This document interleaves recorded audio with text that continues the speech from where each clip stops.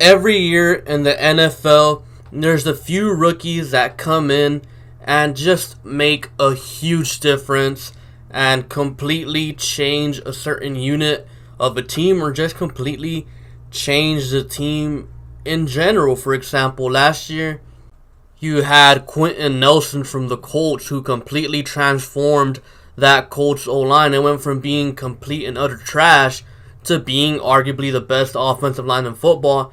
You have Leighton Vander Esch from the Cowboys who transformed that linebacker group. Back then, when Sean Lee went down, the Cowboys linebackers would suck. Also from the Colts, Darius Leonard.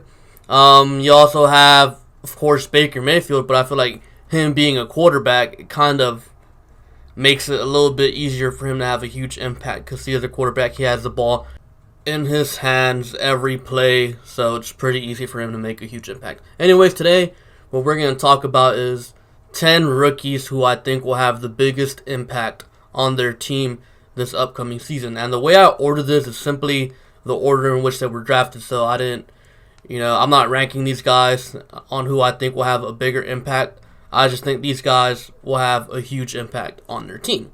And number 1 is second overall pick, Nick Bosa for the Niners. Now, I did hear he kind of suffered an injury. Hopefully it's nothing serious, because I think Nick Bosa could have a huge impact on that Niners defense. Paired him up with Dee Ford. Last year, the Niners couldn't create any pressure. It felt like all they had was DeForest Buckner from the inside. Now they got Dee Ford and Nick Bosa. And keep in mind, Nick Bosa is regarded as a better player coming into the league than his brother Joey Bosa. So if Bosa was really good his rookie year, imagine what Nick Bosa could do if he stays healthy. That'd be pretty crazy. Now the next guy I got is Quinnen Williams, interior defensive lineman for the Jets. Quinnen Williams, in my opinion, was the best player in the draft. The guy is just dominant on the inside. You guys saw what Aaron Donald did last year. You guys saw what Chris Jones did for the Chiefs last year. In the NFL, you need to generate some interior pressure, and Quinnen Williams can bring that. Pairing this guy up with Leonard Williams, man, oh man, would that be a crazy good interior defensive line. Now, I have heard rumors that Leonard Williams could possibly get traded. I personally wouldn't do that if I were the Jets. I'd let them both play with each other, see what they can do, have a dominant interior defensive line, and see where you go from there. Now, the next guy on my list is TJ Hockenson, tight end from the Lions. Now, generally, tight end is one of the hardest positions to transition to in the NFL. Like going from college to the NFL as a tight end is pretty difficult because you have to learn the routes and all that. You got to learn the blocking schemes because, of course, as a tight end, you have to block as well. And TJ Hockenson is a good blocker, so I think not only is this guy going to have a huge impact in the passing game, he's going to have a huge impact in the running game as well, helping Kerryon Johnson rack up them yards, helping Matthew Stafford down the middle. So I don't think Matthew Stafford has ever had a weapon like TJ Hockenson. You could argue he had Eric Ebron, and Eric Ebron was pretty bad, trash even in Detroit, but went on to do amazing last year with the Colts. So who knows what happened there? Maybe Matthew Stafford doesn't like throwing to tight ends or something, or maybe it was a bad scheme fit. I do know this though. Matt Patricia, obviously, he comes from the Bill Belichick coaching tree, and Bill Belichick loves to use those tight ends, so it's kind of easy to assume that Matt Patricia will probably try to do the same thing. That's why he picked TJ Hockenson in the first round, and that's why they picked TJ Hockenson in the first round. So I feel like Hockenson can have a huge impact on the Lions. The next guy is Chris Lindstrom, guard for the Falcons. Matt Ryan's a few years removed from being an MVP. You could say it's Kyle Shanahan leaving the Falcons that kind of made Matt Ryan not as productive as he was his MVP year, but you can also say it's the lack of protection. And in my opinion, Chris Lindstrom was the best offensive lineman in the draft. like in total. Obviously the best guard, but also the best offensive lineman. I had a higher grade on him than I did on Quinnen Williams, who went a few picks before him. But of course, in the NFL, tackles are more highly coveted than guards. But I do think Chris Lindstrom's going to have a huge impact. Good pass blocker, good run blocker, an all-around good guard. I mean, don't expect this guy to go out there and beat Quentin Nelson, because Quentin Nelson was a once-in-a-generation type of player. But Chris Lindstrom, I expect him to make a huge impact on the Falcons. Now, the next guy I have is Dwayne Haskins, quarterback from the Redskins. In my opinion, Dwayne Haskins was the best quarterback in the draft. I mean, the numbers speak for themselves. The guy was crazy accurate. He threw for a bunch of yards, a bunch of touchdowns, didn't turn the ball over much. I mean, yes, 1 year is a small sample size, but he had a 70% completion percentage. There's a reason why I hate Josh Allen, Lamar Jackson, and Daniel Jones. Why I didn't like them as a quarterback prospect.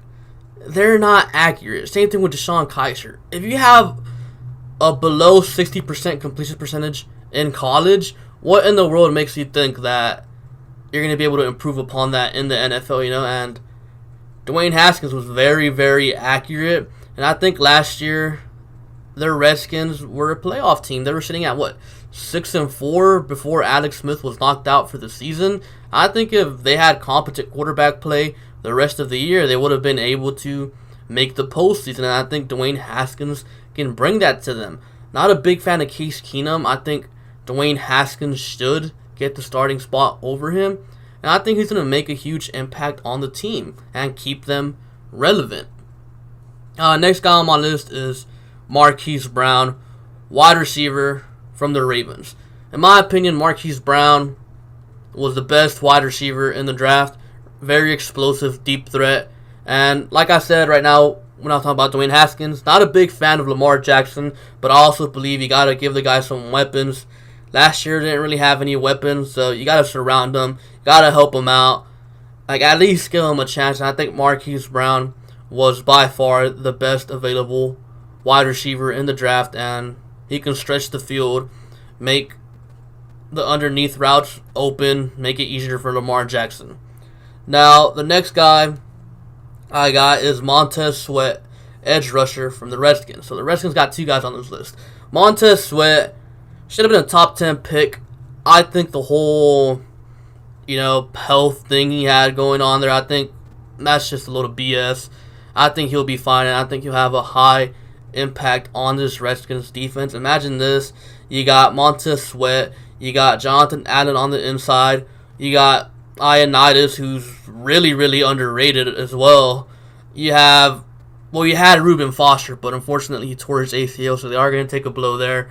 But then you signed Landon Collins as well. This Redskins defense last year was pretty stingy in terms of their front seven, and now you're adding Montez Sweat to it, who many people thought was a top 3 edge rusher in this draft before the health things came out. Now, the next guy I got is Jerry Tillery, interior defensive lineman from the Chargers. Okay, if you watched last year's playoff game against the Patriots, the Chargers got torn up. Really bad. Why? Well, it felt like Brady had all day to throw. Why did Brady have all day to throw? No interior pressure. And I always speak of this when I'm talking about the Texans.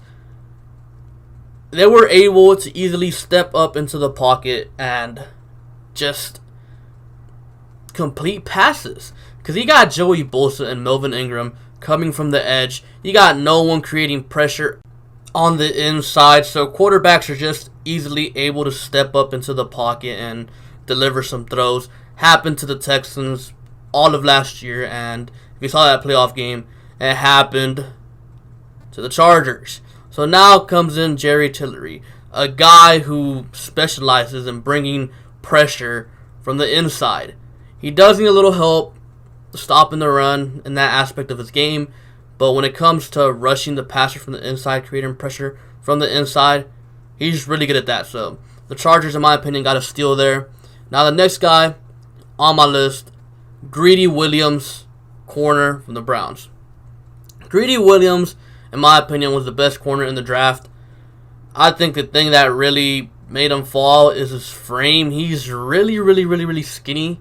He's like 6'3", 185 pounds. His frame is small, so there might be some injury concerns there, but it doesn't stop the fact that he was, in my opinion, by far the best corner in the draft. And I think pairing him with Denzel Ward, Greedy Williams being the number 2 corner, I think the Browns are going to have a pretty damn good corner duo for years to come. Now, the last guy I have is A.J. Brown, wide receiver for the Titans. Now, I only had 2 wide receivers with a first-round grade this year, and that was both of the Browns, A.J. and Marquise. A.J. Brown is a pretty safe guy. He can play inside, he can play outside, and in my opinion, the Titans need a wide receiver really bad. I'm not a huge fan on Corey Davis. I honestly consider him a disappointment. Might not say bust, but the guy was a top 5 pick, hasn't really done much. And I think A.J. Brown can come in here and really help Marcus Mariota out. I think he gives him a reliable weapon. He can play inside and out. Obviously, Corey Davis is still probably going to be their number 1 receiver, and they did sign Humphries in free agency, so Humphries will probably be their slot receiver, meaning A.J. Brown will probably be their number 2 receiver, and I feel like he's a really reliable number 2 receiver. I think the Titans got a steal here in the second round with A.J. Brown, and this is it with Mariota. This is the final year that he has a chance to prove himself. I think if Mariota can't get it done this year, I think he's on his way out from Tennessee, and that's just how I feel about that. Anyways, those are my 10 guys who I think could have the biggest impact as rookies on their teams. Comment down below if you have someone else in mind that could have a huge impact on their team. And yeah, be sure to like and subscribe. Thank you for watching, and I'll catch you guys later. Peace.